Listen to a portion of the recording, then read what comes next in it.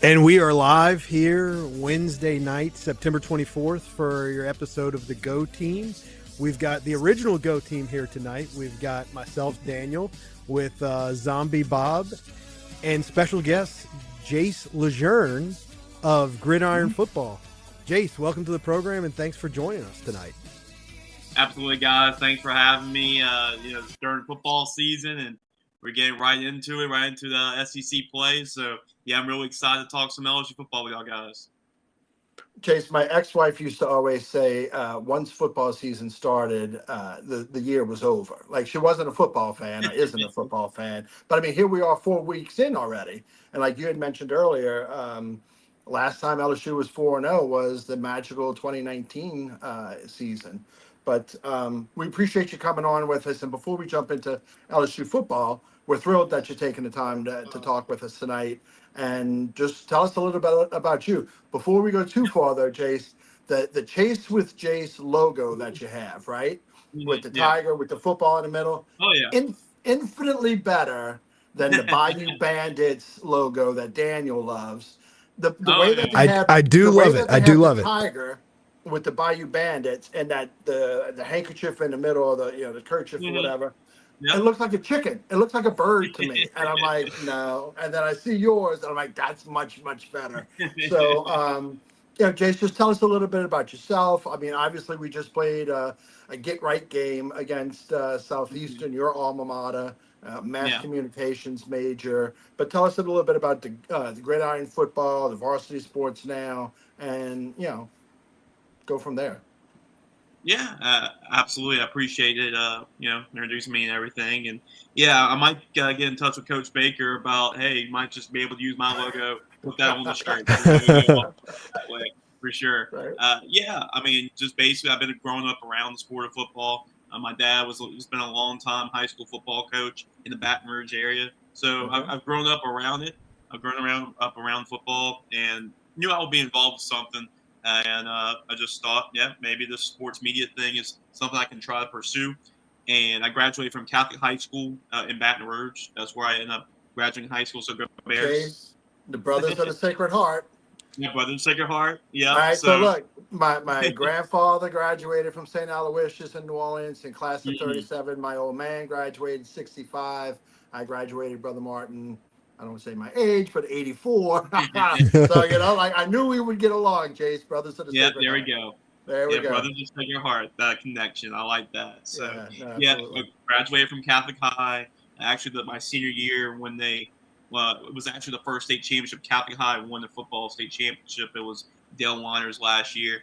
And I was able to cover the team with the school newspaper, and was able to do a lot of pregame stuff for Matt Moscona, who's with 104.5 ESPN Baton Rouge. I did a lot of pregame stuff for him when he was calling games for the Bears, and just got my foot in the door that way. And then when I went to go to Southeastern, I actually had the opportunity to call Southeastern football games. I actually auditioned, say I'm going to try to just throw my hat in the ring there and see what happens. And they were pretty impressed with me, and I actually got to call games that not only that season, the COVID season. I actually got that spring football season, and then you had the fall season too. So I called some football games for Southeastern, baseball games, basketball, you name it.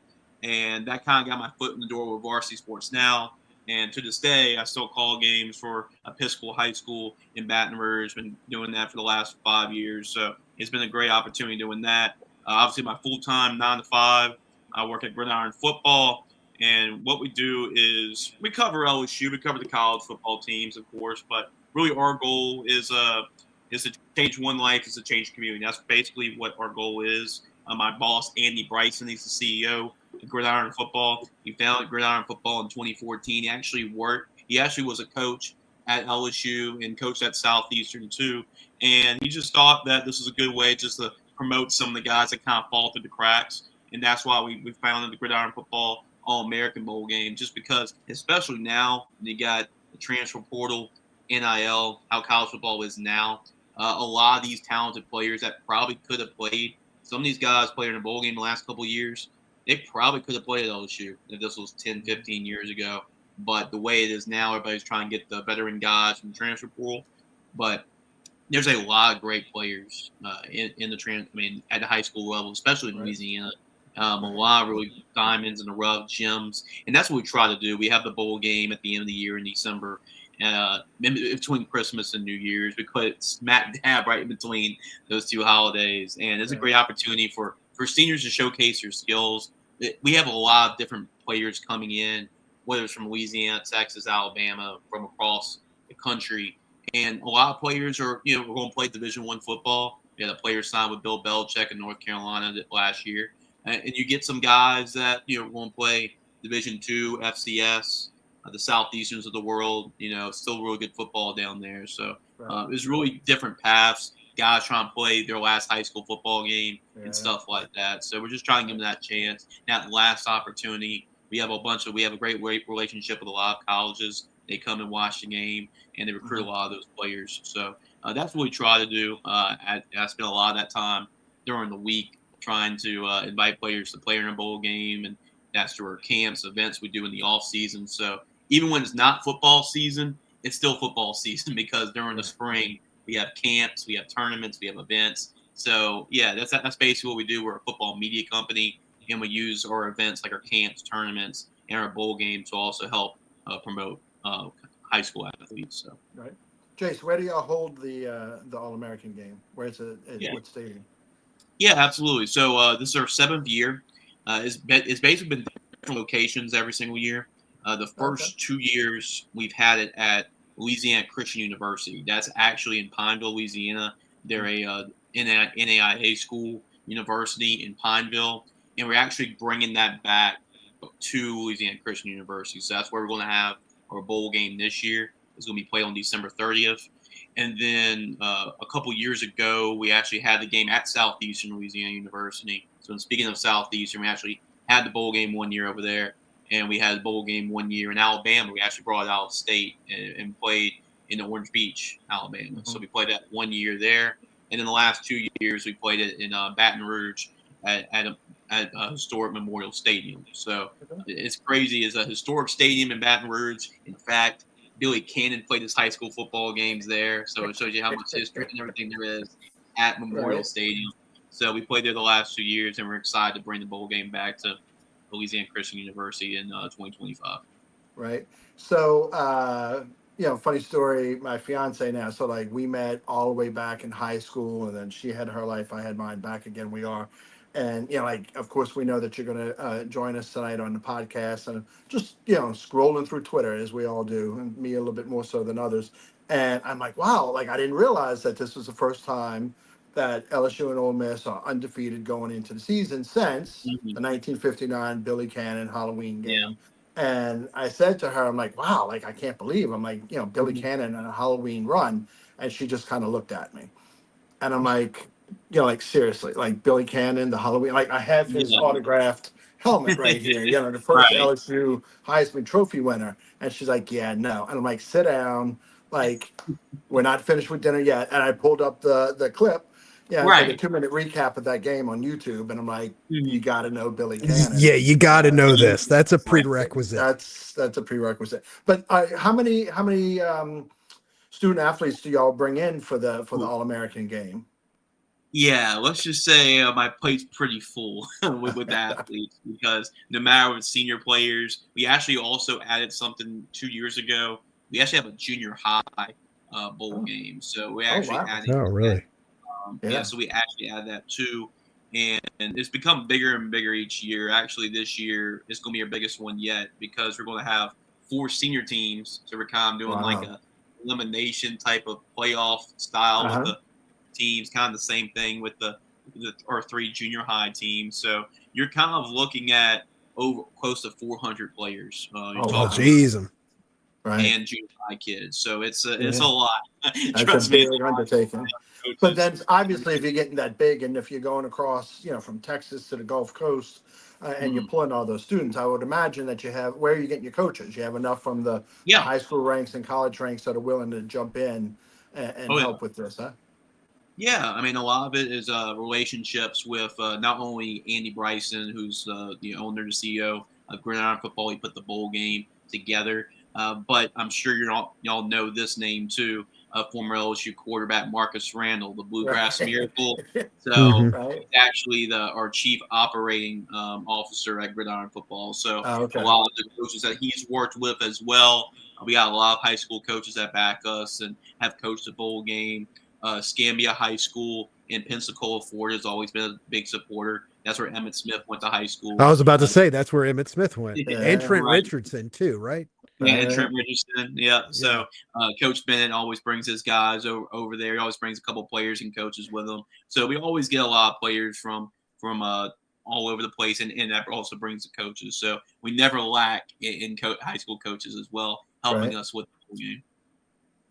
Right. No, that's awesome. Well, we're going to switch over to some LSU football. Yeah. Yeah, like before we got on, I mentioned what my gold standard is of beating SEC opponents and such. And then as we were getting ready for the season and starting the podcast up, like I kind of really just went into the season myself, and Daniel and I talked about it a bunch. Like, Brian Kelly, show me. Like Yeah. we talked about like it's not the same kind of college landscape in football that it was 10 or 15 years ago with the NIL, with the transfer portal. And I also want to pick your brain about just the one transfer portal, Yeah. window going forward. But Sure. it's not the same. But Brian Kelly has said this is an $18 million roster, and Brian Kelly makes $10 million, and I would imagine the rest of his staff is a total of $10 million or more. So it's like a $40 million product. I don't want to Yeah. lose to Clemson. We shouldn't lose to Clemson. And as we were talking about, as we were getting ready, like we're already on game 5, and a lot of our questions have been answered. First 4-0 start since 2019. This is the best defense that we've had. I mean, like, holy cow, the quality that we've gotten, the depth that we've gotten. Special teams is more than solid. The punter that we have is a stone cold killer, and everything. But we have the questions about the offense and our ability to run the ball. And we all know that Caden Durham's banked up going into this game. Yeah. Yeah, I mean, there's a lot of questions, and this Ole Miss game is going to answer a lot of those questions. I mean, defensively, it's been phenomenal what this defense has been able to do through the first couple of games. I don't think you can ask any more of what that defense has been able to do. 37 points in I believe 4 games is pretty incredible, and yet your offense has struggled a little bit, and a lot of it has to do with maybe holding the passing game back a little bit with Garrett Nussmeier with the injuries he's been able to deal with throughout fall camp, and the running game been kind of like an issue as well. But yeah, this is basically a time where your offense is going to have to help you out. So this is going to be a big opportunity for the offense to show what they can do. I guess an Ole Miss defense, let's just say what it is, like this is not the best defense they're going to play against, especially the running game. I believe they're the 121st ranked rushing defense in the country. So this is kind of like, all right, something has to give. Either the LSU running game is going to have to produce, or Ole Miss is going to be able to stop it. So, which is probably going to be the key on Saturday. Which one of those worst is going to be better for that team? So that's going to be something to keep an eye on. But I think this game's all about the LSU offense. LSU's defense is going to keep them in the game, but you're not going to ask them to hold Ole Miss to 10 points. There's just no way. No. If they can hold Ole Miss to 21, 24, around that range, that gives your offense a shot. Now it's all about the offense. If they can score that against Ole Miss's defense, I think that's going to be the key. Right. That I was thinking the magic number for LSU's offense is 25. You get to 25, I feel really, really good about our chances of winning the game. Now, my concern about that is, again, we haven't done it against anybody except Southeastern. So that's while it doesn't sound like a lot, through 3 games against, what is it, football, bowl, subdivision teams, whatever they call it now, teams, we haven't reached that number. And so it's like you said, something's got to give here. Is it going to be LSU's offense that finally breaks through? I'm hoping so. Yeah, this is a great opportunity for LSU. If they can, I think the best thing for this team moving forward is to win a game like that. Even though this defense has been awesome, has been great, you can rely on your defense to win games. If your offense goes on the road and Garrett Nussmeier has a great game and your offense has a great game, you find a way to win that game by scoring 30 points and your defense doesn't have their best, then that gives you a lot more confidence about this team. And I think a lot of people will believe more about this team, knowing that, hey, if we need to, our offense can go and win us a game if our defense isn't up to par. Right. Well, I'm older than both of you guys, but this approach of Brian Kelly and the defense and the offense struggling with, the first few games coming into form reminds me of the Saints under Jim Mora with the Dome Patrol. Like you had the defense and Bobby Hebert in the offense was a little conservative. You didn't have the playmakers that we have on the LSU team here. But you had Morton Anderson as your field goal kicker. So it's always like, a 16-13 kind of Saints victory, or like you had the defense that you knew that you could rely on, which Brian Kelly has relied on them through this point of the season. And I don't remember what quarter it was. It was certainly the first half when Nuss broke off that 29 yard run. He was warming up, he was coming into his own.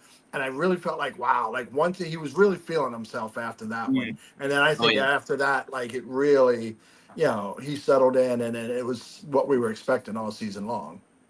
Yeah, you're right. That's a good point that you made, because those are two plays against Southeastern told me that, yes, Brian Kelly's right. He's on the back end of this injury, of the torso injury. That was that run. That was one of them. And it was his last touchdown pass to Xavier Thomas. How he was able to get out of the pocket, roll to his left, throw across his body with the torso injury that he has, and just, let one rip in the back of the end zone to Xavier. So that showed me that, okay, he's healthy, because even him standing straight in the pocket, making the throw over the middle to Xavier Thomas against Florida, that clearly wasn't enough zip on that ball as that showed against Southeastern, with him scrambling and making a tough throw for anybody to make. I don't care if that's Southeastern or Georgia, that's a tough throw to make against any competition right there. So him making that throw really showed to me, like, okay, he's healthy, and he was just crisp. Really that stat line didn't really told the whole story, because he could have been perfect. He could have been 31 for 30.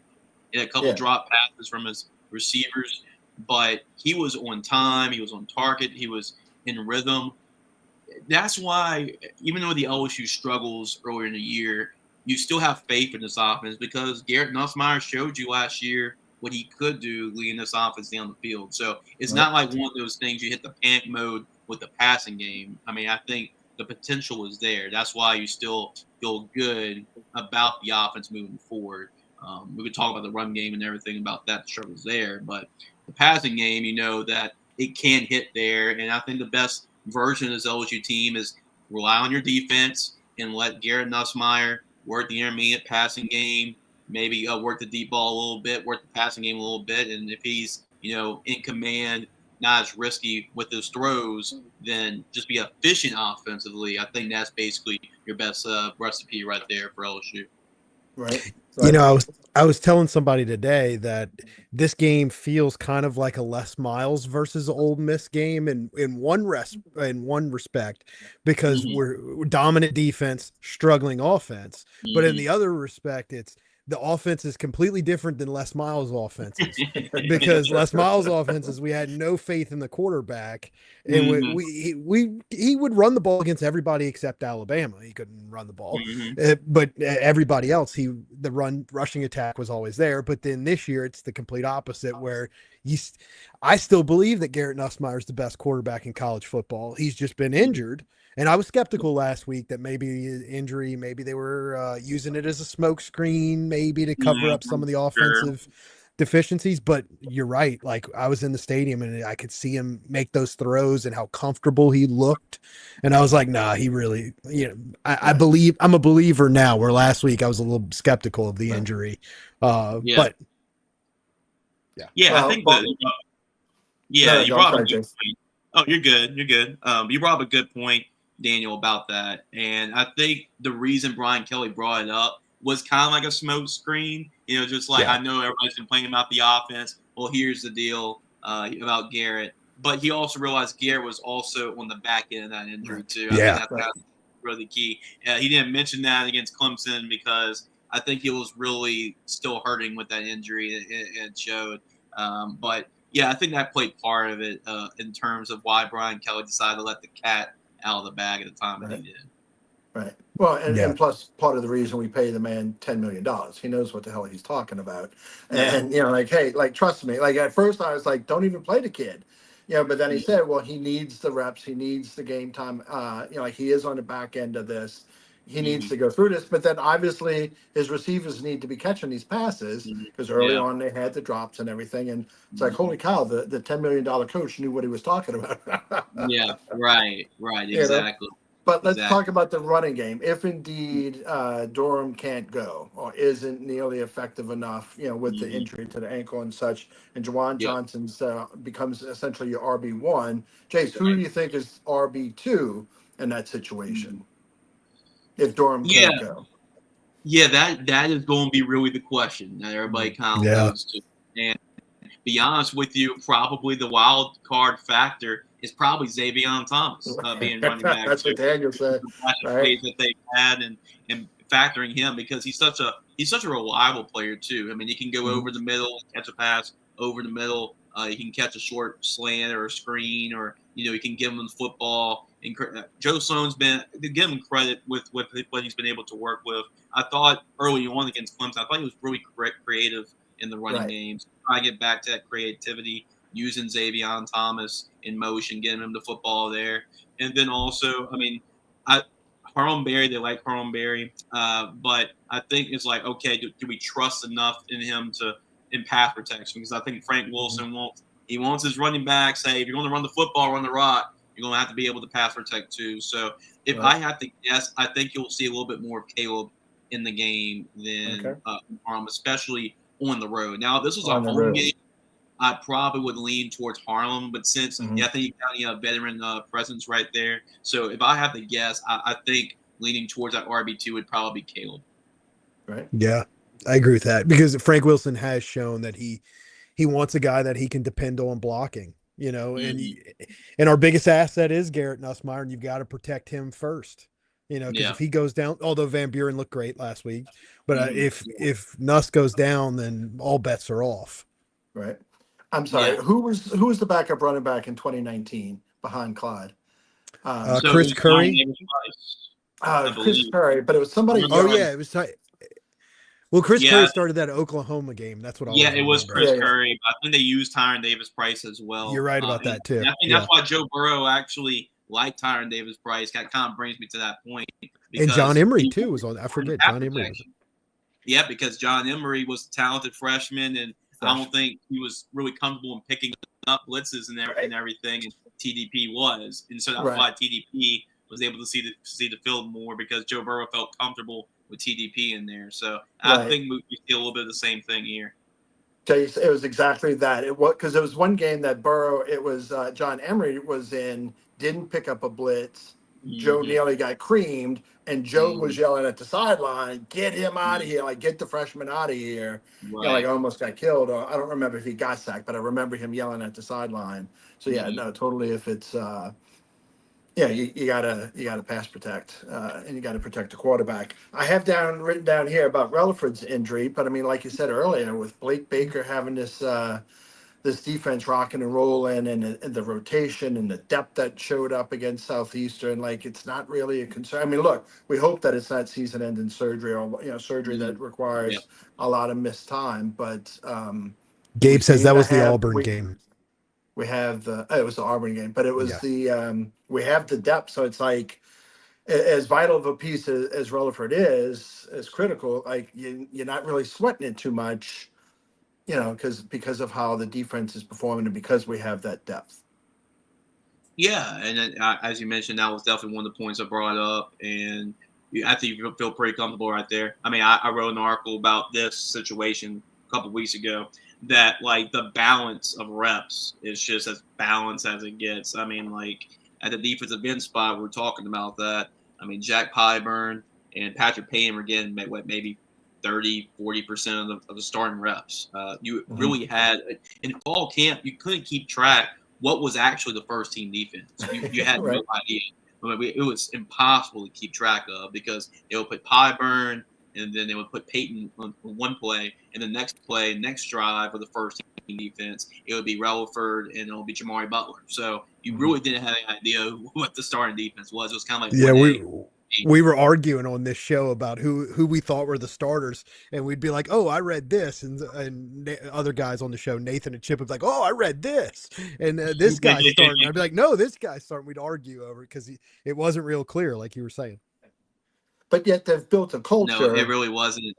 that they're like here we have a team or a unit that's like I'm fine with the 30% of the snaps and that it's the rotation and the recognition of the overall goal. I don't need to have 80% of the reps, to get my highlights, to get to tape, to get to where we want as a team, and such. So credit to them for bringing in all those transfers.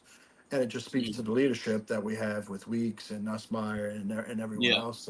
So. Yeah, and it keeps them fresh. I think it helps you in a situation like this. Okay, one of those guys gets down, you can ramping up the snaps for the starters. So instead of like 30, 40%, maybe Pyburn and Peyton get like 60, 65%. So you can ramp it up a little bit, and you can still work. And they still got some depth behind them. I mean, Dylan Carpenter has been there for a while with Sam All, and he had a sack one Saturday. Damian Shanklin late in the game had 2 sacks. I was one of those guys. Okay, 2 sacks on that drive, and he looked pretty impressive. And you still got Kalaj Cobbins, who really bursted on the scene in fall camp last year. So he really did. And then C.J. Jackson's there. There's plenty of guys you can put there on the edge. So even though Relaford's a big piece and he's a guy you definitely don't want to lose, if you have to lose a player at a position, might as well be at a position where you have a lot of depth at, in the defensive end position is a position where they have a lot of depth. All right. I want to talk about our backup quarterback, Michael Van Buren, and how well he played the other night. And it ties into what we were talking about, the portal and the NIL. And he played really well the other night. And it's like, okay, well, do we have our QB1 for 2026 on the roster already? And Jace, I kind of thought or liken it to the situation with the landscape of college football now, and essentially not really a salary cap, but like the big numbers that are now in college football with the premier, teams and universities and such. It's almost like having an NFL rookie quarterback on a rookie contract. Now, look, the man's going to get paid. We paid him to come be QB2. If he emerges and he's our QB1, or if the staff is comfortable enough with him, after the season going into next, that they don't go after, I would imagine that he'd get a pay raise, but then it's not going to, and I'm just speculating, it's not going to cost as much as going out and getting somebody in today's portal or, next year's portal. And then you have $2 or $3 million left over. And then you go get another shutdown cornerback or the defensive end or the linebackers or whatever it is that you need. So it's like I liken it to the rookie quarterback contract in the NFL. So just talk a little bit about what you think the staff thinks of Van Buren. Yeah, it was interesting really throughout fall camp with Michael because he comes in, he played a lot at Mississippi State last year. So this is a guy, it's not like just some freshman that hasn't really played. He played a whole lot and played well against SEC competition, including Georgia. And then you thought, okay, problem solved. He comes in, he's your QB2. You pretty much solidified there. He's probably going to be your QB1 for next year. Kind of be a bridge quarterback for your quarterback of the future after that, between Nussmeier and whoever you want to be your quarterback in the future. But he comes in and he actually struggles during fall camp. I mean, we were there, and be honest with you, there wasn't really much separation between him and Colin Hurley. Michael kind of struggled through fall camp, especially with 7-on-7s and times where he didn't have the defense rushing at him or making it hard for him. And you kind of was wondering, is he going to pan out during fall camp? But I come to realize that this Michael Van Buren's probably just a gamer. He's probably not really a practice guy in terms of being sharp, but you throw him out there in the game and he's going to ball out. And I think that's what he really proved on Saturday. And you feel really good about the quarterback 2 situation now, a lot more than before, because with him struggling in fall camp, you didn't really know what you really had. Now you get an opportunity to throw him in a game in game action in Southeastern. He was nearly flawless as well. I mean, 10 for 12, only 2 incomplete passes, led 2 touchdown drives, threw a touchdown pass. He looked really sharp, and his ability to run the football as well and make plays That happen. fourth down run, right? Wait, yeah. You saw, I'm obviously not comparing to Jane Daniels or anything, but with the offensive line, the struggles that they've had, I think it's really beneficial to have a guy like that that can make plays happen impromptu. And, first read's not there, second read's not there. Let me just go and tuck in and run for 10, 15 yards. So Right. I think it even helps this offensive line even more. So, yeah, I mean, I can definitely picture Michael Van Buren, based on the performance on Saturday, that he could potentially be that QB1 next year after Nuss leaves. Right. It's something. Got anything? Well, it's something Mark said on the program on Monday that maybe we didn't realize as a fan base that, Brian Kelly probably likes Michael Van Buren better than we realize because he fits his offense. He's traditionally had a quarterback who can run, not a run first quarterback, but guys that are mobile. And that they have struggled this year and last year figuring out how to run the football with Garrett Nussmeier at the helm, because although Nussmeier can run, he hasn't run. Right. And so I think that they are probably more comfortable next year, going into next year with Van Buren than we realize.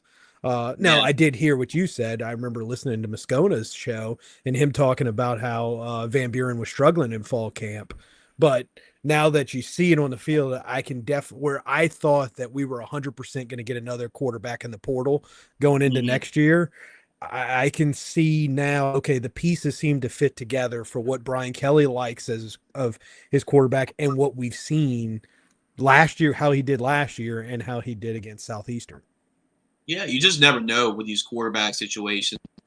I mean, look at Garrett Nussmeier. Even Garrett Nussmeier. There was a point where you thought, where does Garrett Nussmeier fit in this equation? I mean, you have Jane Daniels coming back for another year. You have Walker Howard, who was a highly recruited quarterback, coming in, and you just thought that maybe Garrett Nussmeier was the odd man out and he would be on his way. But with Jane Daniels getting hurt in the SEC championship game, that opened the door and opportunity for Garrett to step in and play, and played really well against Georgia. And then the rest was history. He's a quarterback at LSU, and Walker Howard's no longer there. So you just never know how these quarterback situations go. But I do agree with you, Daniel, that this type of quarterback and Michael Van Buren, he's the type of quarterback that best fits Brian Kelly and this offense and the system moving forward. Yeah. So, but all right, so let's just transition and segue over to the change from 2 transfer portal windows to 1. And then how do you do all your shopping in that one window? And, when you're so used to, the 2 of them, the early one and then the spring one, it's okay, well, I still got to go back in the spring because this one left or, declared for the draft, or, we didn't really think this guy was, he didn't really develop like we thought, or whatever it was. Like now you got to do all your shopping essentially in one window. So how do you think that's going to impact programs moving forward? Yeah, you can tell that the teams that are in the college football playoff are winning championships, national championships, they don't really like this that much because they're preparing for winning national championships during that moment, during the portal was open, and that's the only portal window they have. So obviously those teams don't like it as much as other teams that you're trying to build your roster and trying to, you have the high school recruiting cycle. You're trying to say, okay, which guys going to the NFL draft, and you have to put all your eggs in the basket there. But there's also the other end of it. You don't have to, the guys that you have were the guys that you have. So you don't have to worry about the spring portal window opening up and saying, oh, I'm nervous about my backup quarterback entering the portal in the spring when you want the backup quarterback to be available in the spring. So there's some positives and there's some negatives about just having that one transfer portal window. In my opinion, I like it just because it limits, like all these college athletes saying, oh, I didn't start this year. Let me just go to the portal. You got 2 opportunities to do that. Now you got 1 opportunity to do that. So I think it allows college athletes to really, look at their decision more and kind of evaluate their decision whether they need to stay or leave. So I'm being tongue in cheek here. So with one window, do you think Nick Saban would come back to college? Because he had said when he retired, when they wrapped up that last season, what was it, like 80% or 90% of the interviews, the players Mm-hmm. wanted to know how much time am I going to play next year and how much you're going to pay me. Now, like Yeah. you just said, Jace, like you don't have that ability. Like, all right, well, I didn't play. I found out I'm second string on in spring ball. Like my ass is out of here. I'm gonna go and whatnot. So I'm joking that Saban would come Yeah. back. Right. Yeah. No, I think Well, he's pretty comfortable what he's doing right now. Yeah. But like it's like like look, God bless him. He got LSU out of the doldrums, put us on the map. But then, Yeah. but like Les Miles for all his quirks were able to maintain, and Mm-hmm. Orgeron for all his quirks kept it Mm-hmm. there. Yeah. But Sure. when I really was upset with Brian Kelly when he said, "Well, y'all are spoiled," after the Mm-hmm. Yeah. 2 weeks ago, and it's like, yeah, because we're the only program in the country that can boast that the last three coaches here won a national championship. And you're in year four. They did it Yeah. Last Miles did it in three. Ogeron did Mm-hmm. it in three. And you're the winningest coach in college football. But I was fired up Yeah. after that one. But to his credit, he came out and he didn't really address the spoiled part, but he apologized to Yeah. the reporter and and whatnot. Yeah. But It was the heat of the moment. I mean, I was in that right. room when it happened, Uh-huh. and I think, to be honest with you, I think it was just. I don't think it was even the question. I think it was the timing of the question. Uh-huh. It was mhm. the first question being asked after your defense, after you won a hard-fought game against Florida. I mean, these games in the SEC, I don't care who you're playing, they're tough to win every single week, and you're just coming off the emotion of winning a really tough game. Your defense had balled out, had 5 interceptions. So maybe it was coming in thinking that the first question will be asked about getting Wow. 5 Right. Yeah. interceptions. Because you Right. don't see that often winning a game like that. And then the first question being addressed about the offense. I think it was just the timing of the question that really, More so. really tipped it off. Right. And then Cobble Daniel. didn't back down either, and so then No, he didn't. He it turned into a tit for tat, and that's where it escalated. didn't. Right. Yeah, Right. But props going at to it. Brian Kelly and reaching out and Yeah. apologizing and making it right and all that. But talking about Florida and tough SEC opponents, we're going to segue into the leakage of the permanent opponents for the next 4 years. Monday, when it was supposed to be the big reveal on Tuesday, but I don't really care. Daniel and I have a brother that's aged between the two of us, and Mhm. back in the day, the Curly Holmans and the Donardos and such, we'd be on campus, and he's a very nice guy, and he would always be very welcoming to opposing fans. Like, hey, thanks for coming, thanks for spending your entertainment dollar here. All we can hope for is a good game, right? Well, Mhm. I mean, we didn't have Saban yet. We didn't have anything really to hang our Mhm. hats on or whatever. Well, then Saban won, and then we won again in 2007. So I'm like, Mhm. you don't have to do that anymore. Like, you don't have to be nice. We have the national championships to back it Mhm. up. So I haven't spoken to him about this, but I don't care that we're not playing Florida every year. I don't care that we're Mhm. not playing Alabama every year. Like, Yeah. I think we got a nice draw. It's like what states border Louisiana, Texas, Mhm. Arkansas, Mississippi. So we got one from each, and we're gonna see Alabama, we're gonna see Auburn, we're gonna see Florida. So like instead of having not Auburn, but Alabama and Florida as two of your three, and then you pull Texas and Georgia that year, like I don't Mhm. I don't want that. I want to get Mhm. into the playoffs and I want to Yeah. roll there. I don't want to go 8-4 that year. Well, but we beat Bama this year. We missed the playoffs, but we beat Bama. I don't give a shit. I want to get into the playoffs and let's roll the dice and roll from there. So, Yeah. but enough about what my thoughts are. What do you think about the draw and then just it's going to the loss of those permanent Mhm. rivalries? But like I said, I feel like it's not that big of a thing because we're going to see everybody every 2 years.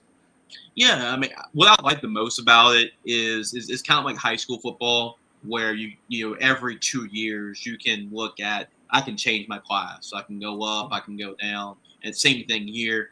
This is not a permanent thing. It's Right. every 4 years you can kind of look at it. I think what makes this good. Is that you can go back. It's not a permanent thing. You can go back every 4 years and say, this didn't really work. Let's try Alabama and Florida, Texas the next 4 years after that. So it's nothing permanent, and I think it's a good way to start because these are, like you mentioned, geography wise, it makes sense, and these are teams that LSU has had rivalry trophies with, with Ole Miss with the Magnolia Bowl trophy, and then the Arkansas with the Boot Trophy, and Texas A&M has become really a rival for LSU the last couple of years. They hit rival the last couple of years, and like you mentioned, you're still going to play Alabama every 2 years, and I think that's going to make those games just even bigger, knowing that we don't play them every year. It means a little bit more when we get to play them again. So I actually kind of like it, and and it's a good draw. Like you mentioned, do you want to win national championships, or do you want to go 8-4 every year and pretty much have a heart attack every single week because every game is tough? But I think it's a really good draw. It could be a lot worse, like you mentioned. It could have been Alabama, it could be Georgia, it could be Texas as your three permanent the next 4 years. So, I don't mind the draw, and because you're still going to get those big opponents every single year regardless. But it was funny listening to Lane Kiffin today saying Oklahoma, Oklahoma. Ole Miss and Oklahoma, like what the hell? But like Daniel pointed out, doing the math wasn't mathing because somebody was going to have a weird one, that didn't really make sense. Oklahoma. Right. Yeah, because Oklahoma, it didn't make sense but then the math didn't work where Oklahoma would play A&M, Texas, and whoever, Missouri, SWAC, Southwest Conference game. Yeah, big game. They couldn't make it all work, so there was always going to be an odd game in there somewhere. I thought there was a chance we would end up with Oklahoma because we don't have a traditional rival the last week of the season, and I thought that might solve the problem, but it looks like LSU Arkansas is going to head back to the last game of the season, and now maybe Missouri and Oklahoma is going to be the last game of the season for them. So that makes sense. I should have thought about that, but yeah. Yeah, that's what makes most sense to me. If you're for Oklahoma, you got to look at the Big 12 teams that you played in the past, and when they're all part of the Big 12. So that means like Texas A&M, that means Missouri, and you always have that Red River rivalry with Texas. So to me, like logistically, I feel like those three teams would make sense. But yeah, everybody else, like Ole Miss, doesn't really have any kind of rivalry like LSU, and other teams in the SEC. Right. So, Zombie, I don't know if you were listening to Jacob Hester and Matt Flynn. Was it yesterday morning or this morning? They were basically complaining about the three permanents that we got, that they wanted the toughest. Florida. Yeah, they wanted Florida, they wanted Alabama, and who else did they say? I don't remember. But they wanted and so Chip told me about that, and I saw the clip of it. And like we were telling the story before we went on air, our old man hated Alabama before it was cool to hate Alabama, because he would always say that he would use stupid rednecks, the stupid MF and rednecks from Alabama run the SEC, and they get every break that they could possibly get. And he complained about that for years and years and years, and that's why he hated Alabama so much in the 90s, the 80s, the 70s. He hated them the whole time. Well, and so he was around and of age, obviously, when Bear was there. And they had offensive linemen on swimming scholarships at the University of Alabama, and they had 140 guys on the roster, and the NCAA had to make roster limitations. So what I told Chip last night was like, I feel like this is the first time we have ever caught a break from the SEC office, like something that was a league-wide thing. This is the first time we've ever caught a break. So I understand what Hester and Flynn are saying, but I'll take it because this is the only time we've ever been gifted anything. Well, so let's enjoy this next 4 years and this little bit of a break. The other side of that coin, though, Daniel, is that we got this gift because they were doing Alabama a solid. They weren't going to give Alabama, Tennessee, Auburn, and LSU. Even Saban was talking about that before he left and retired. He's like, that's too hard of a draw. I know like Tennessee had struggled, but now they're on upswing. But so Yeah, but Yeah. like Jay said, it's 4 years. They're going to switch it up. I would imagine that there'd be Mhm. enough that they switch it up, and you see everybody every other game. And then who's going to? Well, Texas is coming here next year, 2026, for the first Mhm. time since Clemson, '53. Texas, Alabama, and A&M next year. I Was that the believe. four? The A&M four comes big back ones. to back. Yeah. But then who's going to? Is it Georgia going to A&M for the first time since A&M's been in the SEC next year or in 2027? It's something weird. Yeah, it's that- one of those years because I Yeah. know it's every like 2 years. And I think LSU plays Bama in 27 and 29, I think. But yeah, I mean, it's just something like that. Right. Yeah. All right. So, Jace, I'm a go off the rails a little bit here. Two things. What did you think of Matt Flynn's fifth year senior season? Even though, like I is my contention since that year that he underperformed as a fifth year senior quarterback. You don't He have to go cost on record for LSU this. You don't the have to go the on record. Arkansas game. I don't care that Arkansas had four, not really three, NFL running backs on that roster Mhm. with McFadden and Jones and the other guy. But like I just Mhm. felt like, oh yeah, 50-year guy, he stuck around for his opportunity. Mhm. You'd have to check my math, but like 57% completion rate on the year. Again, Yeah. 2000 or 2007, right? 2007. Yep. 2007. Yeah. Les Miles offense and everything, but like, oh my God, that one, I always fight my brothers on that one. I'm like, yeah. It's 18 years later, and Zombie Bob's still grinding this Well, out. look, we're I think it's talking about time our to old move man on. here, and like I've learned from the best or the worst, however you want to look at it. But I also have your partner Marcus Randall, and it's embarrassing to Uh-huh. say that the LSU at Auburn game in 2002 was my first Mhm. away game as an LSU Okay. fan. In my advanced age even then, but at the time I was living in New York. We flew down. And I don't know. Well, Although Daniel was. technically, didn't you go to Tulane games in the Superdome when LSU and Tulane played each other? But you see, that's why I fell in love with the LSU band because So you we did would go to go. away games before Well, that we one, would go. Yeah, that doesn't count that, but we would sit like but across it the counts. aisle from the band, and LSU would stomp Tulane. But like, I didn't realize, even though our dad always had tickets in the north end zone, like all the little idiosyncrasies of the band, and like this section does this little dance, Mhm. or this one does that. I'm like, I loved them before, but those LSU Tulane games in the dome. But getting Yeah. back to the Auburn LSU game in 2002. So I fly in from New York on a Thursday night. We have lunch at Portugal in New Orleans, drink some monsoons, get in a 15 passenger van, and we go. And then we get to the stadium, and like I don't know how we had like front row seats in the end zone. The LSU team comes out on the field right there in front of us. The War Eagles going around and all. Mhm. Through no fault of his own or whatever, Marcus Randall fumbles the opening snap, first play from scrimmage, and Come it on, went Marcus. all downhill from there. We left in the fourth quarter. I was so agitated. Went to the hotel, packed up the rooms, boom, straight back, and that's my only Marcus Randall story We from the lost that game NFL. 31-7, if I remember right. Oh, really? It Yeah. wasn't even that close. It And was I think it we was bad. scored I mean, like it was a late in fun the game. Yeah. experience, but so. So that's that. Yeah, I think that's a game that Marcus likes to forget there. Trust me. Well, yeah, Yeah. it's just one of those things. I mean, it's not like it Yeah. was Yeah. Matt Flynn in Sure. 2007. It wasn't that bad. It was just. Would you like Zombie? Would you like to get any other gripes you have out about LSU quarterback play from the 2000s? I don't No, think we but put just him like worst but one. Jace, I was telling a story about Billy Cannon, and so when Fournette was with LSU, it Hmm. was at a fundraiser, or maybe those silent auction things they have under the stadium. I bought the Yeah. Billy Cannon autographed College Hall of Fame, Hmm.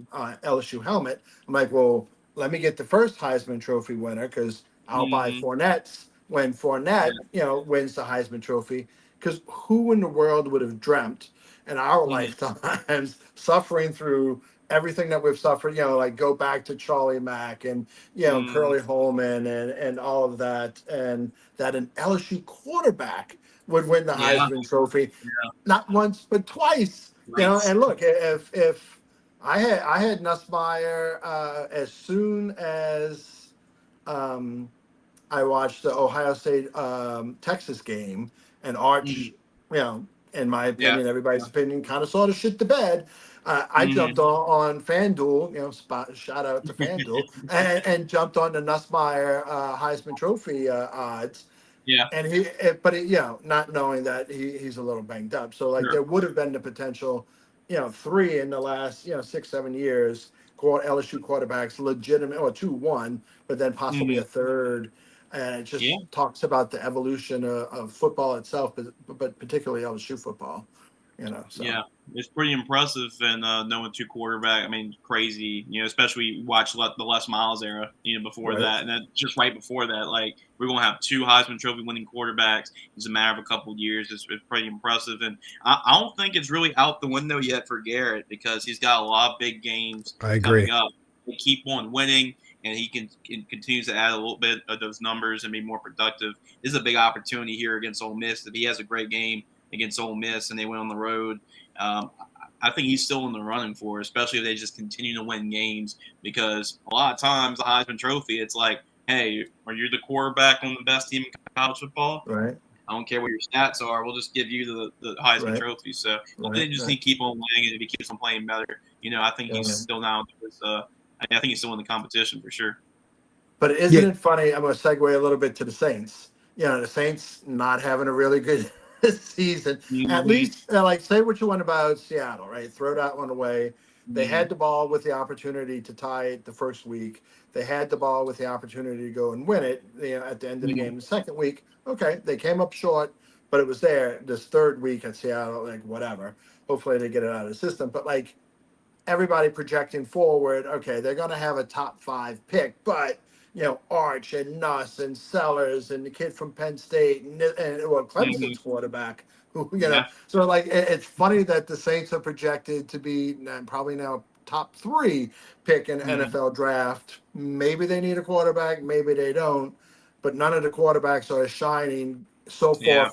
5 weeks in a season, like everybody anticipated. I mean, look at Clemson, so. Yeah, right, But, right. yeah, it's just the Saints' luck. Of course. Whatever. Of course,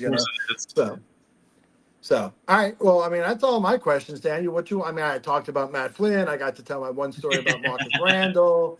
Well, I do have a question because I just thought about this. Okay. So Jace, how long have you been doing Episcopal games? Yeah, so I've been doing Episcopal games. This will be I believe my 5th year. So if my memory serves me correctly, didn't they play Isidore Newman in the playoffs one year? And how did Arch Manning look in that game? So that year was interesting because I actually, for Varsity Sports Now that year, I had to call 2 Newman games, and the first one was Episcopal, and I called that game, and it was still kind of weird just the first couple of times I said, like, Manning backs the pass. Like, am I saying Manning backs the pass? That's kind of weird that I'm saying that. But, yeah, I mean, he basically just managed the game, like he threw I think he threw about 2 touchdowns, ran for another, but he did a good job just managing the offense. They were able to get on Episcopal and, just kind of cruise to a win. Then the second game I get to call, it's going to be an interesting game here, but it was LCA and Newman, and this was basically the winner of this game would go and play in the state championship game, the semifinal game, and talking to former LSU Tiger Trev Falk. I mean, he was the head coach at LCA. They had this quarterback named Jawan Johnson, and he was still trying to get adjusted to everything. And I asked Coach Falk about this kid, and I was like, you know what, he's been kind of up and down. He's still kind of learning and that kind of deal. And then we play the game, and then he just lights it up. I mean, he scores like 5 touchdowns in that football game in the first half. I'm like, who is this kid? And it turns out to be could be LSU's RB1 this Saturday, Jawan Johnson. So this is when he was a sophomore. So that was basically my Arch Manning experience right there. Yeah. Well, Jace, Daniel set me up with that question. Well, no, Because of our you age, inspired that question no, yeah, because I well, thought right. about He that. set me up with that, the shit stirrer that he is. So because of our age difference, I mean, Archie Manning was the quarterback of the Saints when I grew up. I mean, I am 6 months older than the New Orleans Saints, right? So then, Archie Manning, NFC Offensive Player of the Year in '79, 8-8 record, never had a winning record. But our paternal grandfather would always say to me, that is a class act right there. Archie Manning never bitched, he never complained. Roger Yeah. Staubach had said if I was on the Saints and Archie was on the Cowboys, he'd be in the Hall of Fame because Oh he yeah. would have had the supporting staff and organization around him through no fault of his own that he was with the Yeah. Saints. So I've always been a very big Archie Manning fan, and then Yeah. therefore, and actually his wife Olivia as well. I think they're a Yeah. class act as people, as parents, and so therefore. I have an affinity for the sons and everything, and then dribbles down to Arch and Daniel Mhm. didn't grow up with Archie Manning as Yeah. not really a role model, but a role model Right. and such. But Arch Manning, flexing on Sam Houston State, Yeah. Yeah. like come, It's a like tough look. just It's a lost tough all. look when you're Now, to his struggling. credit, he said his mom was mad with him after the game, but come on, man. But then Texas's, account, social media, and Barstool Texas social media were rampant. And I'm like, come on, Yeah. everybody saw the first 3 games, first 2 games, Yeah. no, he's Do not that coming against out this Florida. year. I think he'll play Florida next week. Do that against Florida. If you do that against Right, Florida, okay. Yes. All right. right. No, I sure, get sure, it. but Like Sam just Houston. Yeah. yeah, That's a bad no, I look. just bad. So, all right, So, Jace, anything we didn't touch upon tonight? No, What's your not really, prediction this guys. weekend? Yeah, I mean, obviously we'll have a game preview about on our website. I mean, you can Okay, check it out. I mean, fans can check it out at gridironfootballusa.com. But I'm going to say I think this is a big game for the offense. I think this is kind of like a proven game, and I think LSU finds a way to get it done on the road against Ole Miss. I'm thinking it's going to be 30 to 24. I'm kind of leaning towards LSU. Trinidad Chambliss, I know he's going to be the starting quarterback for Ole Miss. I even asked Brian Kelly about this on Monday. Like Southeastern was actually pretty decent practice because Frank Selfa, what he wants to do, he wants to rotate 2 quarterbacks, and so you got a little practice on it heading to Saturday because Lane Kiffin's going to be doing a lot of that, and he's going to be rotating both Chambliss, and I'm pretty sure he's going to still sprinkle in Austin Simmons as well, even though he's not 100% healthy. But Lane Kiffin's going to put all the cards on the table to right, try to use his LSU defense. So, and I think it's a big challenge for Trinidad because he's a talented player. He played the last 2 games, played really well. I mean, against Arkansas and Tulane, but you're coming from a Division II, and you're making a right, big step up, and this is arguably the best defense in college football you're playing against. So this is a huge step up for him. Even though it's going to be at home, it's not on the road. It's not like what DJ Lagway had to deal with on the road. mm-hmm. You still have to play this defense in a big league in competition that you haven't really played before. So that's going to be the challenge there. Right, right. Excellent, Jace. We really, really appreciate your time tonight. I know you just hit on the gridiron football, but just tell everybody where they can find you and where they can follow you. Yeah, I appreciate it. So it's gridironfootballusa.com. That is our website. I'll go and write LSU coverage, 3 or 4 articles a week about LSU. And then we have all kinds of different stuff. We have player spotlights, our bowl game, like I talked about at the beginning of the show. We'll post a lot of bowl game commitments. We're kind of starting to write those. There's a lot of guys that have already committed to play in the bowl game. And, we have all kinds of high school stuff. It's a lot of really cool stuff. It's our motto, I talked about to build one community, build one life is to build a community. Well, we also are all football all the time. So we all have all kinds of football content. So just make sure you check it out. There's a lot of cool stuff. It's our website, gridironfootballusa.com. Okay. And then also on all the social media, Twitter, Yeah, Instagram, and absolutely. Yeah. Facebook? Yeah, we're on Facebook, Gridiron So. Football LLC. Instagram is Gridiron Football USA. And Twitter is just Gridiron Football. And then if you want to follow me, it's at Jace LeJeune. Simple as that, 1X. Right. That's where you can follow us. Excellent. Jace, we really, really appreciate it, man. Really great hanging out with you and talking, and didn't even realize we had the Brothers of the Sacred Heart connection Yeah, there. connection. That's why we had that great connection. Right. That's right. Yeah. Well, Daniel was the youngest, so he went to Mandeville High, so he doesn't have the Okay. The old man gave me a choice, but like I was already did he? I was already at Mandeville Junior High. I already had all my friends there. I'm not going to choose to drive across the lake every day. And Yeah, that's all good. All right. Go Tigers. Jace, really, really appreciate it, man. Thanks. It was great talking with you. Absolutely, guys. Thanks for having me anytime. Okay. Thank you Thanks so a lot. much. All right, guys. Have a great night. Thank you.